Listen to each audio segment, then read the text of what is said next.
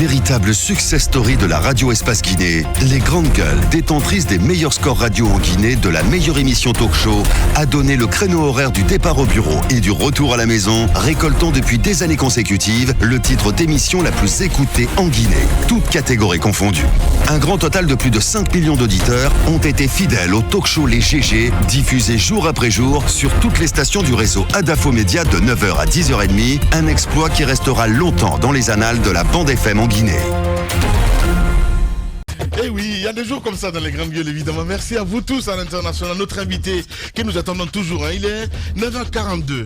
Oui, je sais pourquoi je dis ça, parce que carrément, ça devient un petit peu de contrôler les temps d'antenne de politique et ça devient assez compliqué, Titi, parce que demain, on ne veut pas en nous dire encore, on nous a donné que 10 minutes ou 15 minutes. Il est 9h42, il est attendu à 9h35.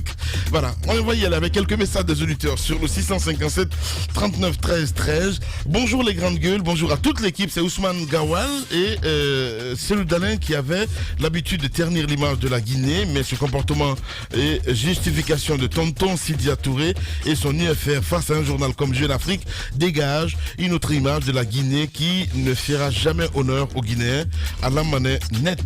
Ça, c'est Afomoussa Makadjabi qui nous envoie ce message. Le micro d'or. On reste toujours avec du côté du RPG Arc-en-Ciel. Bonjour les Grandes Gueules.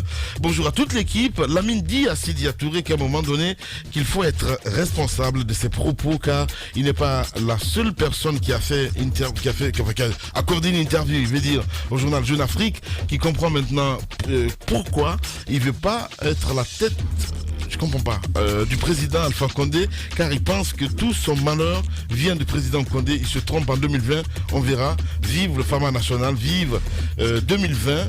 Amoud Lanfé, voilà, Mohamed Douti, Condé, qui nous envoie ce message. On va continuer l'émission, mon cher Titi, parce que pour l'instant, l'invité n'est pas là. Hein. Ce qui a été convenu avec Gawal, c'était 10h.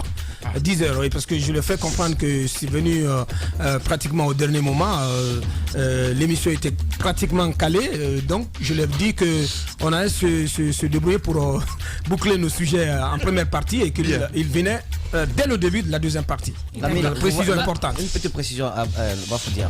Vous voyez que ceux qui font la promotion de cette nouvelle constitution, en misant sur l'appât du diable, en misant sur les fonds publics qu'ils sont en train de distribuer à l'emporte-pièce, ben, ils sont en train, sans se rendre compte, de contribuer à l'effondrement de leur propre projet, de leur propre entreprise.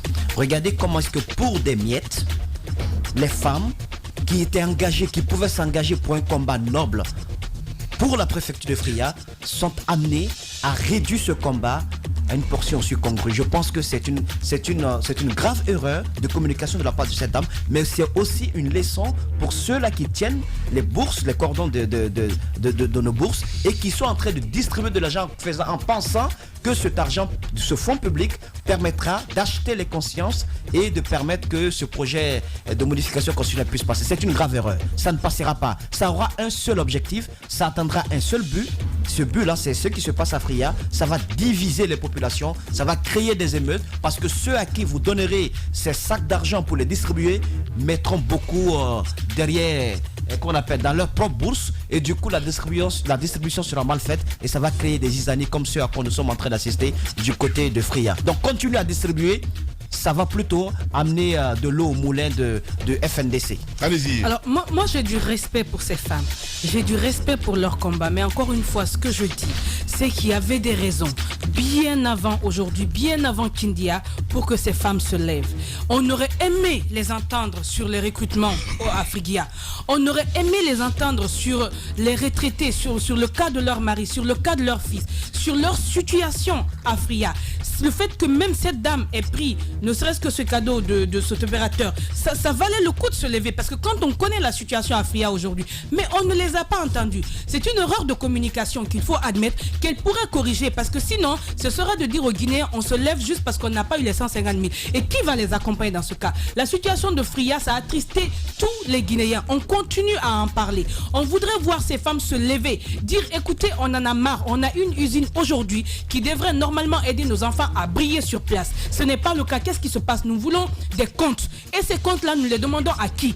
c'est vrai, cette dame Nialé, elle n'est pas appréciée. On a des informations comme ça. Et nous, ce n'est pas pour la défendre. On veut juste que lorsque ces femmes prennent la parole pour nous dire qu'elles se sont levées, que ce soit pour des raisons valables. Mais aujourd'hui, regardez cette dame, elle s'est attardée sur les montants qu'elles n'ont pas reçus pour aller à Kindia. Lorsque je l'ai relancée sur ce cadeau, elle a juste eu à dire c'est offert par Bobodi, elle s'est tue. Est-ce que c'est parce qu'elle a un problème de communication ou est-ce que c'est parce que le plus important pour elle, c'est le fait qu'elle n'ait pas reçu l'argent de Kindia? Et on se pose la question, donc on essaie un peu d'organiser tout ceci pour ne pas, parce que si c'est présenté comme ça, croyez-moi, ça n'ira pas loin. Pourtant, il y a des raisons pour qu'on se lève pour cette ville. Allez-y, Jacques. Oui, c'est ce que moi je le dis souvent, ceux qui se battent contre ce projet de modification de la Constitution, pour des raisons qu'ils avancent bien naturellement, doivent faire dans la sensibilisation. Il faut éduquer la population à la base, parce que ces femmes pensent que c'est un droit de bénéficier quelque chose du président de la République